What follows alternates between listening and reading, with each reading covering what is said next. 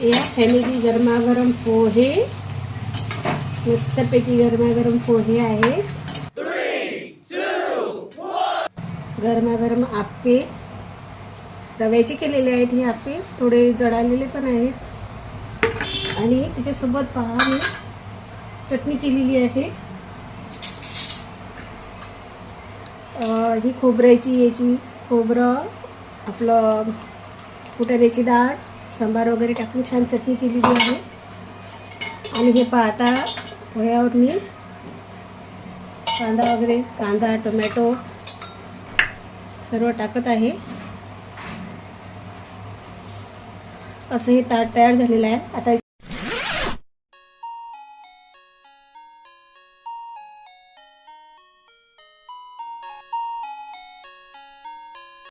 असं आपलं ताट तयार झालेलं आहे. या मग पोहे खायला.